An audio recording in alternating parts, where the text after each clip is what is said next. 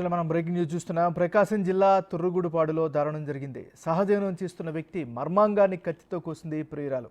బీహార్కి చెందిన విజయ్ యాదవ్ జీవన ఉపాధి కోసం తుర్రుగుడుపాడులో డైరీ ఫామ్లో పనిచేస్తున్నాడు. విజయ్ యాదవ్ భార్య బీహార్లోనే ఉంటుంది. అయితే ఇక్కడ అదే రాష్ట్రానికి చెందిన సీత అనే యువతతో విజయ్కు పరిచయం ఏర్పడింది. అలా వారిద్దరూ తుర్రుగుడిపాడులోనే సహజీవనం చేస్తున్నారు. ఈ క్రమంలో విజయ్ తన సంపాదనంతా తన భార్యకి ఇస్తున్నాడని, తనను సరిగ్గా పట్టించుకోవడం లేదని అతని మర్మాంగంపై దాడి చేసింది.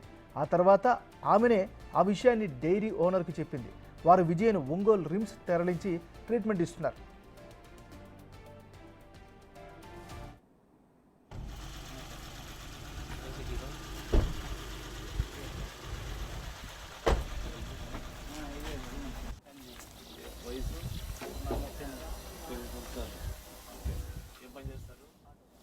తారీఖున ఇక్కడ తరుగుడిపాడు గ్రామస్తుడైన మన మేడిపోయిన పొల్లయ్య గారి ఈ పశువుల షెడ్లో 4 నెలల నుంచి పనిచేస్తున్న విజయ్ కుమార్ యాదవ్, అతని రెండవ భార్య అయిన సీతాకుమారి, వీళ్ళిద్దరు కూడా పనిచేస్తుండే ఇక్కడ ఉండేవాళ్ళు. వాళ్ళు ఇంటర్నల్గా పరస్పర గొడవల మధ్య నిన్న మధ్యాహ్నం అతను నిద్రపోతున్న సమయంలో ఆ సీతాకుమార్ అనే కూరగాయలు కట్ చేసుకునే చాకుతో అతని యొక్క పెనీస్ కొంత కట్ చేసి ఇక్కడి నుంచి వెళ్ళిపోవడం జరిగింది.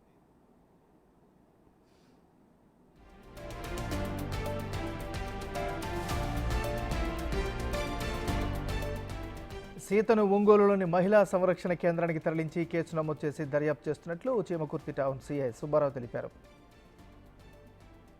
ఇక ఈ ఘటనకు సంబంధించి తాజా సమాచారాన్ని మా రిపోర్టర్ జయరాం అందిస్తారు. జయరాం.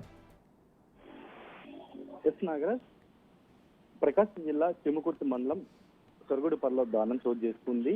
ఇక్కడ విజయ్ అనే యాదవ్ ఇటు బీహార్ రాష్ట్రానికి చెందిన వాడు. అయితే ఈ విజయ్ 2 ఏళ్ల క్రితము ఈ తొరగుడి గ్రామానికి వచ్చాడు ఇక్కడ జీవనోపాధి కోసం. అయితే జీవనోపాధి కోసం విజయ్ విజయ్తో పాటు సీత అనే ఒక ఆమెను కూడా అయితే ఇద్దరు కూడా సహజీవనం చేస్తున్నారు.